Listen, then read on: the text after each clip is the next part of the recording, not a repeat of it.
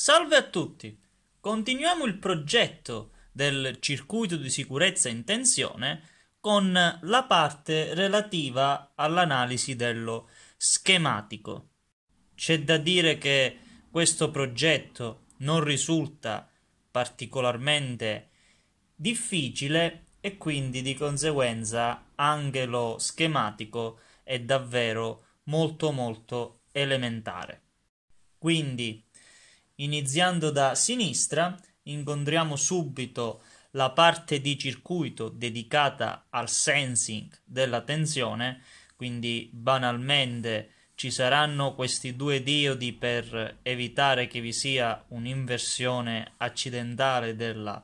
polarità e poi banalmente incontriamo un partitore resistivo, quindi una resistenza da 1 mega ohm e una da 10k in modo da ridurre la tensione ai capi del circuito di 100 volte. Quindi, per fare un esempio, una tensione di 500 volt letta in ingresso su questo nodo verrà ribassata fino a 5 volt. Inoltre, il valore delle resistenze è stato scelto in modo che a 500 volt la potenza dissipata sia pari a 1/4 di watt, che è il massimo della potenza che questo tipo di resistenze può dissipare. Successivamente vi è la parte del comparatore, quindi molto semplicemente il valore che viene letto su questo nodo viene comparato con il set point che andiamo di volta in volta ad impostare. Quindi quando il valore letto supera il valore impostato, abbiamo che l'amplificatore operazionale messo in modalità di comparatore scatta e quindi fa diventare alta la sua uscita. L'uscita del comparatore arriva in ingresso a questo flip-flop, nello specifico al gate di questo MOSFET, che accendendosi va a settare il flip-flop, quindi manda alto questa uscita e manda basso quest'altra uscita. Quindi mandando alto questa va ad accendere questo MOSFET che alimenta un buzzer, quindi un segnalatore acustico abbastanza fastidioso che ha la funzione di allarme, quindi di segnalare che il circuito di sicurezza è intervenuto. Mentre mandando bassa l'uscita di quest'altro ramo, quindi spegnendo questo MOSFET, va a spegnere il relè che sul circuito è stato schematizzato con una resistenza e con il diodo di recircolo necessario in quanto il relè presenta un'induttanza parassita che se venisse spenta bruscamente provocherebbe la rottura del MOSFET. Una volta che il circuito di sicurezza è intervenuto, poi per resettarlo sarà presente su scheda un pulsante che qui è stato rappresentato con quest'altro MOSFET, che quindi resettando il flip-flop manderà bassa questa uscita e alta quest'altra uscita, quindi riaccenderà il relè in modo da chiudere nuovamente il circuito di alimentazione. Infine c'è da dire che il flip-flop, così come era stato fatto nel circuito di sicurezza in corrente, è stato realizzato utilizzando due transistor BJT messi in configurazione di bistabile.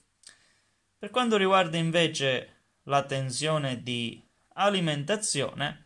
abbiamo che questa sarà isolata e pari a 12 volt. Infine, ultima precisazione, c'è da notare come in questo schematico non sia presente la parte di circuito di alimentazione, quindi quello dove scorre la corrente in questo caso del dispositivo che stiamo testando, quindi a dimostrazione del fatto che con l'accoppiamento magnetico del relè in effetti i due circuiti sono totalmente separati. Quindi il sensing ha la massa in comune con l'alimentazione ausiliaria, che è sempre isolata, però vi è un ulteriore isolamento, quindi con la parte poi di potenza del circuito. Per quanto riguarda invece lo sbroglio sulla 1000 fori, abbiamo che il circuito è venuto abbastanza compatto e soprattutto per realizzarlo basterà utilizzare una sola schedina. Quindi nello specifico questo è il connettore della tensione di sensing, questo è il connettore della linea di alimentazione, mentre questo è il connettore della tensione ausiliaria. Quindi vicino a ognuno di questi poi incontriamo la relativa circuiteria, quindi questo è il ramo di sensing, questo è l'amplificatore operazionale e questo è il trimmer attraverso il cui si va a settare di volta in volta la soglia, questo è lo stadio di flip-flop con il MOSFET che va a settare il flip-flop e con il pulsante che lo va a resettare. E poi abbiamo le due uscite, quindi quella relativa al buzzers, quindi il segnalatore acustico, e quella relativa all'accensione del relè, che sarebbe questo grosso blocco che si vede qui sul foglio, quindi è stato schematizzato come un rettangolo e ha 5 pin, quindi questi due per quanto riguarda la bobina di accensione e poi questi tre che sono le due uscite opzionali, quindi questo quando è spento e questo quando è acceso. Nota molto importante a cui prestare attenzione è il fatto che il relè presenta un pin di normally off e un pin di normally on e poi vi è il pin comune che quindi è comune alle due connessioni. È importante tenere in considerazione di connettere il relè in modo che il circuito si chiuda quando è normally on. Sembrerebbe perfettamente equivalente mettere sul normally off la connessione e invertire la logica del circuito, ma in realtà non è consigliabile farlo perché potrebbe avvenire un evento come ad esempio la mancanza di alimentazione ausiliaria, magari per qualche motivo il circuito non viene più alimentato e quello che succede è che il relè, tornando nella sua posizione di riposo, in pratica non è in grado di staccare l'alimentazione. Quindi nel caso in cui il circuito si dovesse rompere, lui in pratica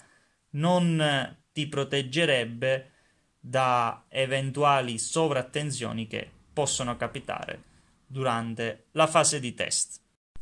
Molto bene, per questo video quindi è tutto. Alla prossima!